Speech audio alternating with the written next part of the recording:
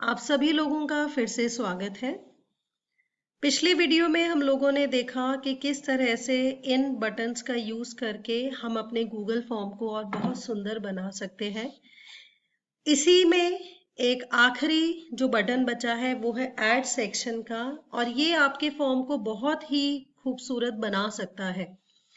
देखिए किस तरह से मैंने यहाँ पर मैं पूछना चाहती हूँ आगे अपने जो यूजर्स हैं, जो मेरी फैकल्टी है, कि डिटेल्स या फिर have you written any research papers, क्या आपने कोई भी रिसर्च पेपर लिखे हैं।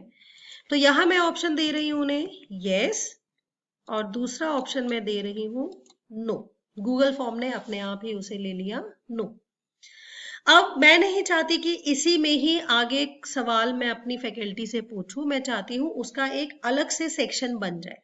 तो उसके लिए मैं क्या करूंगी, यहां पर क्लिक करूंगी ऐड सेक्शन पर। देखिए जैसे ही मैंने ऐड सेक्शन क्लिक करा, एक नया वापस से सेक्शन ऐड हो गया। यहां मैं डालूंगी रिसर्च पेपर डिटेल्स।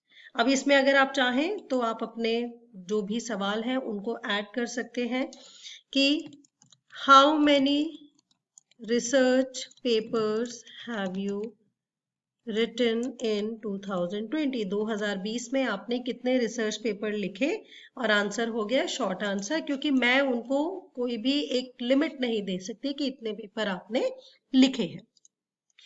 इसी तरह से मैं एक और सेक्शन ऐड करना चाहती हूं जहां पर लिखा हुआ है डिटेल्स ऑफ कॉन्फ्रेंसेस और सेमिनार्स।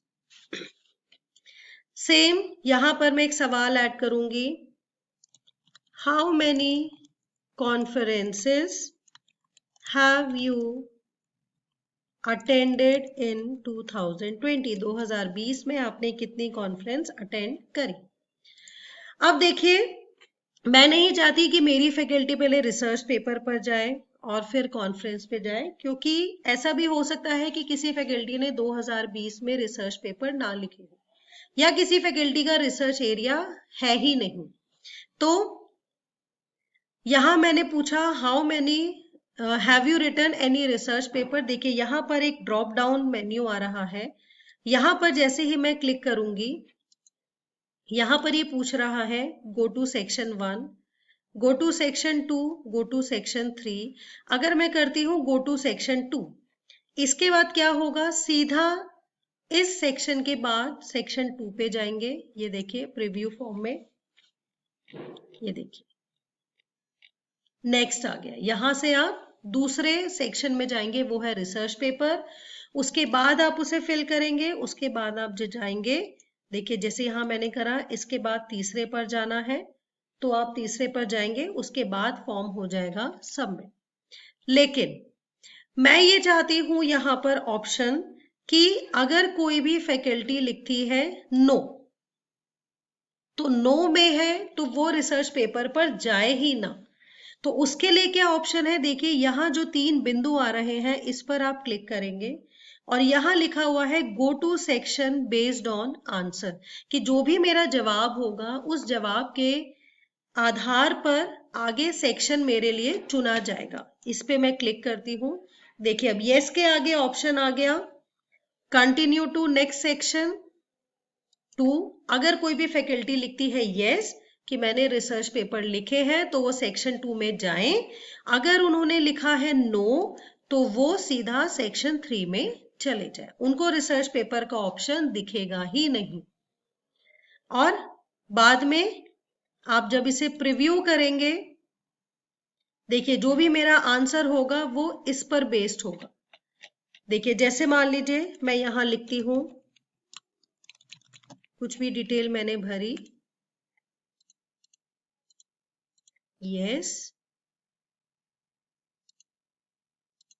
यस। अगर मैं कोई भी स्क्रीनशॉट यहां पर लगाना चाहती हूँ, अभी के लिए फिलहाल मैं कोई भी पिक्चर अपलोड कर देती हूँ। देखिए यहां पर पिक्चर अपलोड हो रही है। कितनी खूबसूरती से आप अपने फॉर्म को यहाँ पर बना सकते हैं। मैंने रेटिंग दे दी सब में 5 और मैंने सेशन 3 अटेंड करा है। डेट ऑफ पेमेंट मैं लिख देती हूँ आज की। टाइम हो गया, मान लीजिए मैंने करा था 10:20 पर। मैंने अकाउंट्स के क्वेश्चन दे दिए। मैंने लिखा देखिए यस। अगर मैं नो लिखती हूं तो क्या होगा? देखिए ये सीधा कॉन्फ्रेंस पे चला गया। वो मुझे गूगल फॉर्म ने मुझे रिसर्च पेपर की डिटेल्स दिखाई ही नहीं। तो इस तरह से आप अपने सेक्शन को भी अरेंज कर सकते हैं कि अगर यस है तो उनको ये सेक्शन दिखाई दे, अगर नो है तो उनको ये सेक्शन दिखाई नहीं देगा।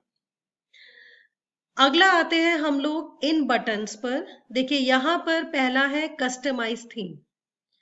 कस्टमाइज थीम में जैसे ही आप क्लिक करेंगे यहां पर आपके पास ऑप्शन आते हैं हेडर, चूज इमेज। यहां पर आप अपने इंस्टीट्यूट की पिक्चर भी डाल सकते हैं। आप कॉन्फ्रेंस करा रहे हैं तो उसका फ्लायर डाल सकते हैं। मान लीजिए मैंने चुना ये। देखिए अब मेरे फॉर्म में सबसे ऊपर एक हेडर आ जाएगा, ये बुक यहाँ पर आ गई। तो इस तरह से आप अपने इंस्टीट्यूट की पिक्चर या अपने कॉन्फ्रेंस का फ्लायर, अपने वर्कशॉप की अगर डिटेल देना चाहते हैं तो यहाँ पर आप इस तरह से डाल सकते हैं। आप थीम यहाँ पर चुन सकते हैं, आपको किस तरह की चाहिए, ग्रीन चाहिए, ब्राउन चाहिए। ये देखिए कलर उसके हिसाब से चेंज हो रहे हैं। बैकग्राउंड कलर कैसा चाहिए आपको, आप चेंज कर सकते हैं। फॉन्ट स्टाइल आपको डेकोरेटिव चाहिए, देखिए थोड़ा स्टाइल में यहाँ पर लिखा आ जाएगा। फॉर्मल चाहिए, इस तरह से आ जाएगा। प्लेफुल, देखिए जो भी आपको जिस भी चीज का चुनाव करना है इस तरह से आप अपने फॉर्म को बेहतर बना सकते हैं। उसके बाद आते हैं इस बटन पर जहां पर एक आंख बनी हुई है, ये है प्रीव्यू का ऑप्शन। जैसा कि मैं आपको पहले भी बता चुकी हूं कि प्रीव्यू में आपको अपना फॉर्म उस तरह से दिखेगा जैसा कि एक यूजर को दिखाई देना चाहिए। अगला आते हैं सेटिंग पर। देखिए सेटिंग पर जैसे ही आप क्लिक करेंगे आपको 3 ऑप्शन मिलेंगे। पहला है जनरल, फिर है प्रेजेंटेशन, फिर है क्विजेस। जनरल में यहां पर अगर आप क्लिक करते हैं तो जितने भी ईमेल एड्रेस हैं आपको मांगने की भी जरूरत नहीं है, ईमेल एड्रेस आपके पास अपने आप आ जाएंगे। रिस्पॉन्स रिसिप्ट पर क्लिक करते हैं तो जैसे ही यूजर अपना फॉर्म भरेंगे तो वहां पर या तो ऑलवेज आप क्लिक करेंगे कि अपने आप जाए। अगर रिस्पोंडेंट से वो परमिशन मांगेंगे कि आपको रिसिप्ट चाहिए, अगर रिस्पोंडेंट कहते हैं यस तो ये अपने आप वो रिसिप्ट चली जाएगी, नहीं तो वो नहीं जाएगी।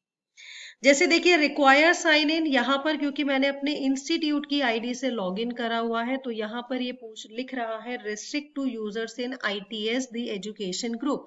मतलब कि इस फॉर्म को क्या सिर्फ आईटीएस के यूजर्स ही भर पाएंगे। अगर मैंने इसे कर दिया डी सेलेक्ट तो इस फॉर्म को कोई भी भर सकता है। फिर मैंने क्लिक करा लिमिट टू 1 रिस्पॉन्स। अच्छा ये वाला जो पॉइंट है ये आपको बाकी नॉर्मल अगर आप अपनी ईमेल आईडी यूज करते हैं उसमें नहीं मिलेगा। ये ऑप्शन आपको इंस्टीट्यूशनल की ईमेल आईडी में ही मिलेगा। लिमिट टू 1 रिस्पॉन्स का मतलब है कि एक से ज्यादा बार यूजर इस फॉर्म को नहीं भर सकते। यहां पर अगर आप चाहते हैं कि आपके यूजर इसको एडिट कर पाए तो आप इस पर क्लिक कर सकते हैं। यूजर दोबारा से अपने फॉर्म को चेंज कर सकते हैं। और अगर आपको कोई भी समरी या कोई रिस्पॉन्सेज देखने हैं तो यहाँ पर भी आप क्लिक कर सकते हैं। उसके बाद आते हैं प्रेजेंटेशन पर, शो प्रोग्रेस बार। मान लीजिए मैंने अगर 20 सवाल पूछे हैं तो वो यूजर को प्रोग्रेस दिखाते रहेगा फॉर्म कि अभी 10 क्वेश्चन भर लिए, अभी 15 हो गए, अब 20 हो गए, क्या प्रोग्रेस उनकी चल रही है। आप चाहते हैं कि आप अपने क्वेश्चन को शफल कर दें। आपने कोई भी क्विज बनाया है, आप नहीं चाहते कि ये जो सवाल है वो एक सेम ऑर्डर में हर किसी के पास जाए, तो जब आप शफल ऑप्शन पर क्लिक करेंगे तो हर यूजर के पास अलग ऑर्डर में वो क्वेश्चन जाएंगे। कंफर्मेशन मैसेज देना चाहते हैं अगर तो यहां लिख सकते हैं thanks for filling this form. तो जैसे ही यूजर इस फॉर्म को फिल करेंगे तभी उनके पास ये मैसेज आ जाएगा। उसके बाद है क्विजेस। अगर आप चाहते हैं इसको क्विज बनाना तो आप क्विज पर क्लिक कर सकते हैं, अदरवाइज आप इसे बंद कर सकते हैं। यहाँ मैंने कर दिया सेव। सो ये था आपका सेटिंग पार्ट। अब आते हैं सेंड पार्ट पर। सेंड में अगर आप यही गूगल फॉर्म किसी को भेजना चाहते हैं तो आप सेंड पर क्लिक करेंगे।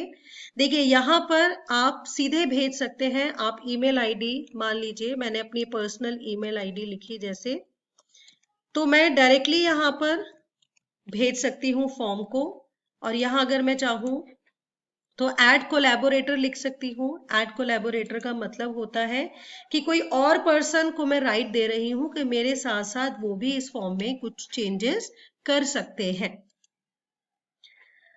उसके बाद मैं नहीं चाहती डायरेक्ट भेजना, तो मैं यहाँ पर इस पर क्लिक करूंगी। देखिए मेरे पास एक लिंक आ जाएगा, ये बहुत बड़ा लिंक है, तो मैं क्लिक करूंगी शॉर्टर लिंक पर।